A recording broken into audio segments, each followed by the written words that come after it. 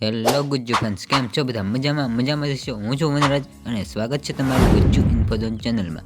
20 December એ એક એવી તારીખ હતી જ્યાં કોઈ વિચાર્યું પણ ન હોય કે ઘણા લોકોનો તે આખરી દિવસ હશે.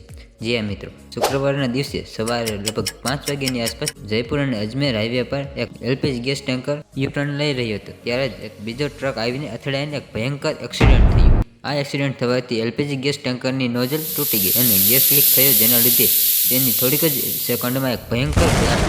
આ બ્લાસ્ટ એટલો ખતરનાક હતો કે આ બ્લાસ્ટને લીધે ટ્રક ડ્રાઈવરના શરીર પણ ન મળ્યા. આ બ્લાસ્ટ થવાથી આગની લપેટ લગભગ 200 મીટર જેટલી આકાશમાં ઉછળી, જેથી આકાશમાં ઉડી રહેલા પક્ષીઓ પણ બળીને રાખ થઈ ગયા. આ બ્લાસ્ટ થવાથી આગની લપટું 500 મીટર સુધી ફેલાઈ ગઈ હતી, જેના લીધે 500 મીટરના એરિયામાં આવતી તમામ વસ્તુઓ બળીને રાખ થઈ ગઈ. આ વિડીયોમાં તમે જોઈ શકો છો કે રોડ પર આવેલી લગભગ 40થી વધુ ગાડીઓ બળીને રાખ થઈ ગઈ તથા બાજુમાં એક ડબલ બેરલ બસ પણ હતી, જે આખી સળગીને રાખ થઈ ગઈ અને બાજુમાં એક હેલ્મેટ પહેરેલ બાઇક સવારના મોઢા પર તેનું હેલ્મેટ જ પીગળીને ચોંટી ગયું. આ ઘટનામાં 12 લોકો તો ત્યાં જ સળગી ગયા અને અન્ય 2 લોકો જે હોસ્પિટલમાં મોત થયા.